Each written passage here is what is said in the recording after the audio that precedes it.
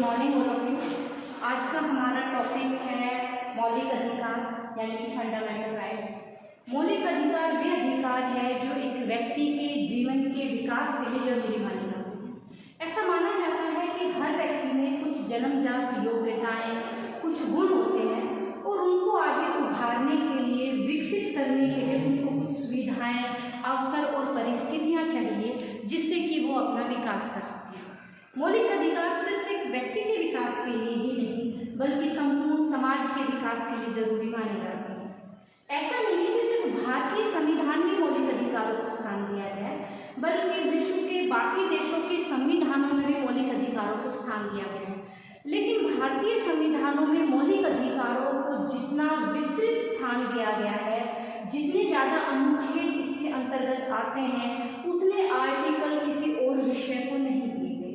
भारतीय संविधान में मौलिक अधिकारों का वर्णन भाग 3 और आर्टिकल 12 से 35 के बीच किया गया है, यानी कि बहुत ही ज़्यादा विस्तृत वर्णन है मौलिक अधिकारों का। मौलिक अधिकारों की स्टार्टिंग है आर्टिकल 12 से। आर्टिकल 12 और 13 का संबंध अधिकारों के सामान्य रूप से है। आर्टिकल 12 में राज्य शब्द को डिफाइन किया गया है। इसके अनुसार राज्य शब्द के अंतर्गत चाहे संसद हो, केंद्रीय कार्यपालिका हो, राज्य सरकारें हों, राज्य विधानसभाएं हों तथा भारत क्षेत्र के अंतर्गत सभी स्थानीय सरकारें या वे सभी सरकारी विभाग जो कि जिन पर कि भारत सरकार का नियंत्रण है, वो सभी राज्य शब्द के अंतर्गत आ जाता है। राज्य और इन सभी संस्थाओं को अधिकारों के उल्लंघन करने से मना किया गया है। आर्टिकल 13 का संबंध में इसके दो अर्थ लिए जाते हैं। पहले अर्थ में ये बताया गया है कि संविधान लागू होने से पहले वे सभी कानून रद्द माने जाएंगे जो कि भाग 3 में दिए गए मौलिक अधिकारों का उल्लंघन करते हैं। इसके अलावा आर्टिकल 13 का एक और भी अर्थ है कि किसी भी सरकार को या राज्य को ऐसे कानून बनाने से प्रतिबंधित किया गया है जो मौलिक अधिकारों का उल्लंघन करते हैं या फिर मौलिक अधिकारों को प्रतिबंधित करते हैं। भारतीय संविधान के द्वारा जो हमारा मूल संविधान था, 26 जनवरी 1950 को जो हमारा संविधान लागू हुआ था, उसमें भारतीय नागरिकों को 7 मौलिक अधिकार दिए गए थे। लेकिन सन 1944वें संविधान संशोधन के द्वारा, तो 44वां संविधान संशोधन हुआ था सन 1978 में, इसके द्वारा संपत्ति के अधिकार को निकालकर एक कानूनी अधिकार बना दिया गया, यानी कि अब हमारे मौलिक अधिकारों की संख्या है 6। आज वर्तमान में भारतीय नागरिकों को 6 मौलिक अधिकार प्राप्त हैं। आज इस क्लास में हम 2 टॉपिक के ऊपर स्टडी करेंगे, समानता का अधिकार और स्वतंत्रता का अधिकार। समानता का अधिकार का जो वर्णन है वो आर्टिकल 14 से लेकर 18 में किया गया है। आर्टिकल 14 में कानून के सामने समानता है। इसका अर्थ यह है, इस अनुच्छेद के अनुसार यानी आर्टिकल 14 के अनुसार कानून के सामने सभी लोग समान हैं। चाहे कोई व्यक्ति गरीब हो, अमीर हो, काला हो, गोरा हो, चाहे उसका सामाजिक और आर्थिक स्तर कुछ भी हो, सभी व्यक्ति एक जैसे कानून के अंतर्गत आते हैं और सभी पर एक ही समान कानून लागू होता है और एक ही प्रकार के न्यायालयों में उनके ऊपर मुकदमे चलाए जाते हैं। जैसे कि फ्रांस एक ऐसा देश है जहाँ पर प्रशासनिक अधिकारियों के लिए अलग प्रकार के न्यायालय और अलग प्रकार के कानून हैं, यानी वहाँ पर दोहरे कानून और दोहरे न्यायालय हैं। लेकिन भारत में सभी व्यक्ति एक ही प्रकार के कानून और एक ही प्रकार के न्यायालय के अंतर्गत आते हैं।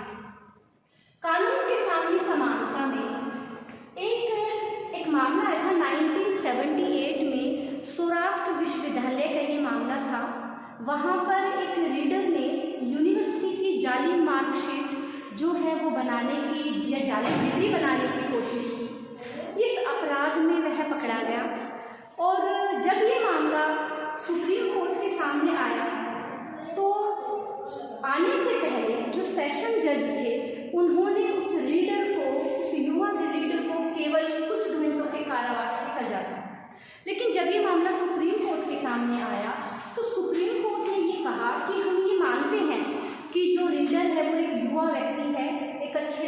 संबंध रखते हैं और एक डिप्टी कलेक्टर के लड़के हैं, लेकिन न्यायालय के द्वारा इस तरह के केवल थोड़ा सा कुछ घंटों के कारावास की जो सजा देना वो व्यर्थ है। यानी कि ये जो मामला है, ये जो सजा सुनाई गई, ये अदालत की कार्यवाही को व्यर्थ सिद्ध करता है। कहीं ना कहीं जो जस्टिस अय्यर थे उस समय सुप्रीम कोर्ट में, जिन्होंने इस फैसले पर टिप्पणी की थी, जस्टिस अय्यर ने कहा कि जो उन्होंने ये वर्णन किया उसका अर्थ कानून के सामने समानता को ही स्पष्ट करना था। नेक्स्ट है आर्टिकल 15, धर्म, जाति, नस्ल, लिंग, जन्म स्थान या जेंडर के आधार पर भेदभाव करने की मनाही। इस अनुच्छेद के अनुसार राज्य को यह निर्देश दिया गया है कि वह किसी भी नागरिक के साथ धर्म, जाति, नस्ल, लिंग या जन्म स्थान के आधार पर भेदभाव करने की मनाही है। राज्य किसी भी व्यक्ति को इन आधारों पर किसी सार्वजनिक स्थल, कोई होटल है, कुएं हैं, तालाब है या मनोरंजन के स्थल है, हम उन पर जाने से उनको मना नहीं कर सकते। इसके साथ साथ 1951 में एक मामला आया था, मद्रास सरकार ने वहाँ के एक मेडिकल कॉलेज के लिए जातियों के आधार पर स्थान आरक्षित कर दी गई थी। 1951 का ये मामला है, जिसके कारण एक चंपा काम नाम की एक ब्राह्मण लड़की को मेडिकल कॉलेज में प्रवेश नहीं मिल पाया, क्योंकि उनकी जाति की जो सीट है वो फिल हो चुकी थी। उस लड़की ने मद्रास हाई कोर्ट में ये मामला, जो मुकदमा है वो दर्ज किया। मद्रास हाई कोर्ट ने मद्रास सरकार के इस फैसले को गलत घोषित करते हुए उसे रद्द कर दिया। मद्रास सरकार ये मामला सुप्रीम कोर्ट में लेकर गई। सुप्रीम कोर्ट ने भी मद्रास सरकार के इस फैसले को असंवैधानिक घोषित करते हुए कहा कि मद्रास सरकार का जो ये सांप्रदायिक भेदभाव पर आधारित फैसला है, क्योंकि ये जो सरकारी आदेश लिया गया उसमें धर्म और जाति के आधार पर आदेश दिया गया, क्योंकि उस मेडिकल कॉलेज में सिर्फ SC ST कैटेगरी के साथ साथ जातियों के आधार पर भी सीटें आरक्षित कर दी गई थी। ईसाई और मुसलमान समुदाय के लिए भी सीटें आरक्षित की गई थी। तो सुप्रीम कोर्ट ने इस फैसले को आर्टिकल 15 के तहत ही गलत माना और कहा कि धर्म, जाति के आधार पर अगर सरकारी आदेश ऐसा दिया जाता है और जिसके कारण कोई प्रवेश से वंचित रह जाए तो ये गलत है। नेक्स्ट है आर्टिकल 16, यानी कि सरकारी नौकरी पाने का समान अवसर।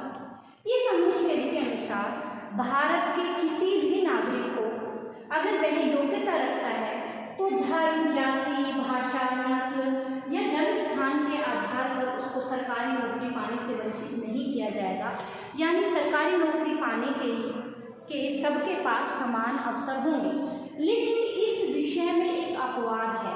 इस विषय में अपवाद यह है कि कुछ राज्य अपनी सरकारी नौकरियों में जन्म स्थान की शर्त लगा सकते हैं, या SC और ST कैटेगरी के लिए सीट रिजर्व होती है तो उसको हम ये आर्टिकल 16 का उल्लंघन नहीं कहेंगे, क्योंकि ऐसा कुछ विशेष जातियों को जो कि समाज में पीछे से ही शोषण का शिकार है, उनको समाज की मुख्य धारा में लाने के लिए ऐसा किया जाता है।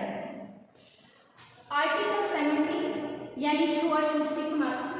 इस अनुच्छेद के अंतर्गत भारत में रहने वाले किसी भी नागरिक के साथ छुआछूत का व्यवहार नहीं किया जाएगा तथा उसे ऐसे शब्दों का इस्तेमाल नहीं किया जाएगा जिससे कि छुआछूत जैसी भावनाओं को बढ़ावा मिलता हो। सन 1955 में भारतीय संसद द्वारा अस्पृश्यता अपराध अधिनियम पास किया गया, जिसके कारण देश के लाखों लोगों को इस भेदभावपूर्ण व्यवहार से मुक्ति मिली। नेक्स्ट है उपाधियों का अंत और आर्टिकल 18।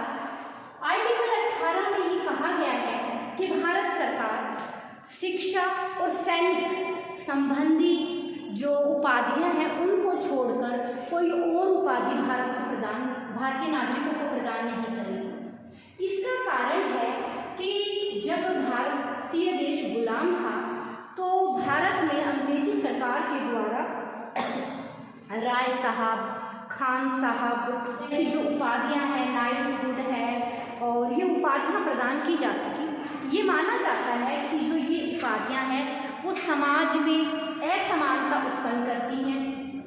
और ये जब भारतीय संविधान लागू हुआ तो उस समय आर्टिकल 18 के तहत ये कहा गया कि भारत सरकार शिक्षा और सैनिक संबंधी उपाधियों को छोड़कर अन्य कोई उपाधि प्रदान नहीं करेगी। लेकिन इसके बावजूद भी भारत रत्न, पद्म भूषण, पद्म विभूषण, पद्मश्री जैसी उपाधियां प्रदान की जाती रही।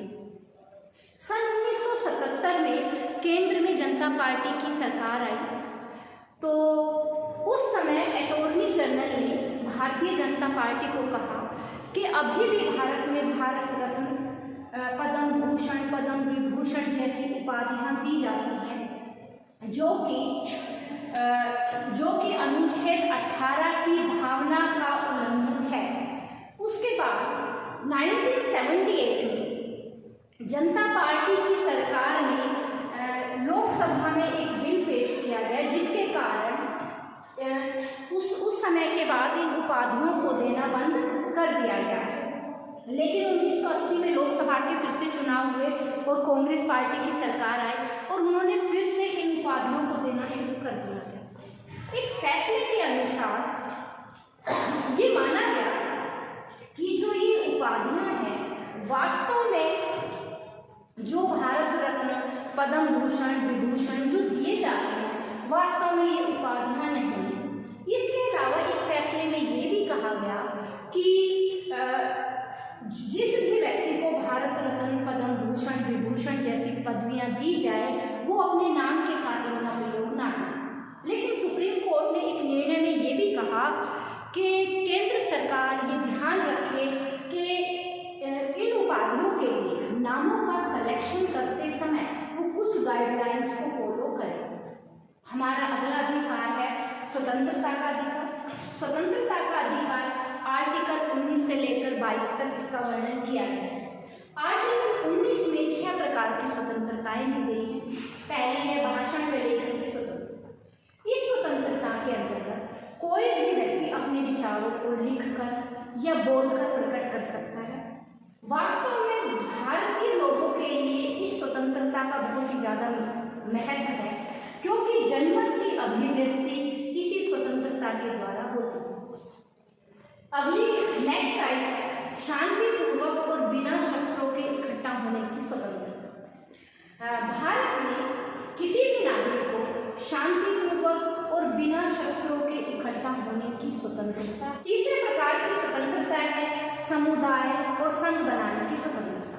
भारत में रहने वाले नागरिकों को अपने कुछ उद्देश्यों की प्राप्ति के लिए समुदाय और संघ बनाने की स्वतंत्रता है, जैसे कि कोई राजनीतिक दल बना सकता है, मजदूर संगठन है या किसान संगठन है या स्टूडेंट एसोसिएशन बना सकता है, वो इसी के अंतर्गत स्वतंत्रता आती है।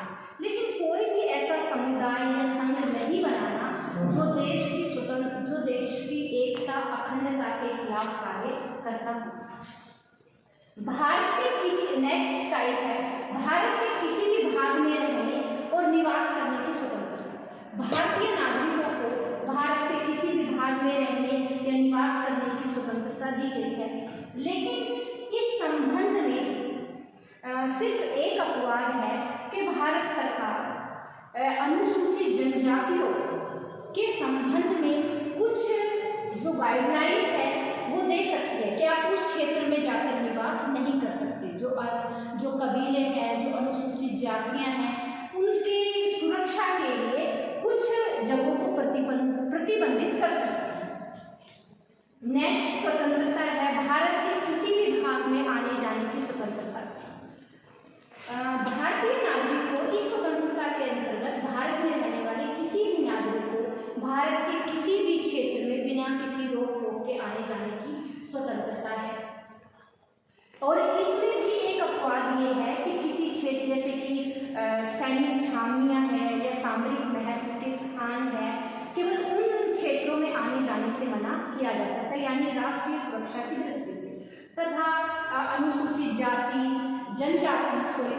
जनजाति और कबीलों के क्षेत्र में भी उनकी सुरक्षा की दृष्टि से आने जाने पर प्रतिबंध लगाया जा सकता है। नेक्स्ट है कोई भी व्यवसाय करने, पेशा अपनाने या व्यापार करने की स्वतंत्रता। भारत क्षेत्र में रहने वाले किसी भी व्यक्ति को अपनी आजीविका कमाने के लिए कोई भी व्यवसाय करने, व्यापार करने या पेशा अपनाने की आज़ादी है। यानी कि भारत सरकार किसी भी व्यक्ति को कोई पेशा अपनाने या ना अपनाने के लिए प्रतिबंधित नहीं करती, लेकिन कुछ विशेष व्यवसाय हैं जिनके लिए की योग्यताएं निर्धारित कर सकती है, जैसे कि चिकित्सा, वकालत, जिसके लिए कि कुछ निर्धारित योग्यताएं व्यक्ति में होनी चाहिए। इसके अलावा कोई ऐसा व्यवसाय हो सकता है जिसे सरकार प्रतिबंधित करके अपने हाथ में ले सकती है। जैसे सरकार कुछ विशेष व्यवसायों को अपनाने से सरकार मना भी कर सकती है, जैसे कि अफीम की खेती है, क्योंकि इस तरह का जो व्यवसाय है वो बहुत से लोगों को मतलब अफीम का आदी बना देता है। नेक्स्ट है आर्टिकल 20। आर्टिकल 20 यानी कि अनुच्छेद 20 में अगर कोई व्यक्ति दोषी पाया जाता है तो उससे बचाव के उपायों के बारे में बताया गया है। आर्टिकल 20 के अनुसार किसी व्यक्ति को अगर किसी व्यक्ति ने कोई अपराध किया है तो ये देखा जाए कि अपराध किए जाने के समय क्या उसने किसी कानून का उल्लंघन किया है, ये देखा जाना चाहिए। दूसरा कि व्यक्ति को यानी अभियुक्त को अपने ही खिलाफ गवाही देने के लिए मजबूर ना किया जाए और एक व्यक्ति को एक अपराध के लिए एक से अधिक बार दंड ना दिया जाए। आर्टिकल 21 के तहत व्यक्तिगत स्वतंत्रता और जीवन की सुरक्षा का अधिकार दिया गया है। 44वें संविधान संशोधन जो कि सन 1978 में हुआ, उसके तहत ये माना गया कि अनुच्छेद 21 में दिया गया व्यक्तिगत स्वतंत्रता और जीवन की सुरक्षा का जो अधिकार है वो एक पवित्र अधिकार है और अब भारतीय लोगों को आपातकाल यानी इमरजेंसी में भी व्यक्तिगत स्वतंत्रता और अपने जीवन की सुरक्षा का अधिकार है। आपातकालीन स्थिति में भी आर्टिकल 21 के तहत जो ये अधिकार दिया गया है इसको मतलब स्थगित नहीं किया जा सकता। अनुच्छेद 21 ये कहता है कि किसी भी व्यक्ति को जीवन और व्यक्तिगत स्वतंत्रता के अधिकार से केवल विधि द्वारा निर्धारित यानी कानून द्वारा निर्धारित प्रक्रिया के तहत ही ये अधिकार स्थगित किया जा सकता है। यानी कानून द्वारा निर्धारित जो प्रक्रिया है उसका अर्थ ये है कि चाहे संसद हो या राज्य विधानमंडल हो, अगर वह जीवन और व्यक्तिगत स्वतंत्रता के बारे में कानून बनाते हैं तो वह कोई ऐसा कानून ना बनाए जो अनुच्छेद 20 और 22 के खिलाफ जाता है। आर्टिकल 22 में बंदीकरण या गिरफ्तारी की अवस्था में व्यक्ति को क्या संरक्षण है उसके बारे में बताया गया है। आर्टिकल 22 ये कहता है कि अगर किसी व्यक्ति को गिरफ्तार किया जाता है तो गिरफ्तार किए जाने के 24 घंटे के अंदर अंदर उसे निकट के मजिस्ट्रेट के सामने पेश करो। उसको किसी भी हाल में मजिस्ट्रेट की अनुमति के बिना हवालात में बंद ना किया जाए। गिरफ्तार किए गए व्यक्ति को गिरफ्तारी के कारण बताए जाए। उसे कानूनी सलाह प्राप्त करने का पूरा अधिकार है। लेकिन ये जो आर्टिकल 22 है ये दो परिस्थितियों में लागू नहीं होता। जैसे अगर कोई व्यक्ति देश का शत्रु है यानी दुश्मन है तो उसे ये जो संरक्षण के जो उपाय हैं वो उसको ना दिए जाए, या फिर व्यक्ति की गिरफ्तारी निवारक नजरबंदी कानून के तहत की गई। निवारक नजरबंदी का अर्थ क्या है इस बारे में हमारा संविधान कुछ भी नहीं कहता। निवारक नजरबंदी का अर्थ है कि व्यक्ति ने अभी अपराध किया नहीं और व्यक्ति को कोई सजा नहीं दी जा रही, लेकिन उसके अपराध किए जाने से पहले ही उसे जेल में रखा जाए। यानी अभी अपराध हुआ नहीं है लेकिन अपराध होने की संभावना है। तो ये जो आर्टिकल 22 है इसमें जो बंदीकरण गिरफ्तारी की अवस्था में जो संरक्षण दिया गया है वो केवल दो प्रकार के लोगों को नहीं है। जिसका शत्रु हो या जिसकी गिरफ्तारी निवारक नजरबंदी कानून के तहत की गई हो। धन्यवाद।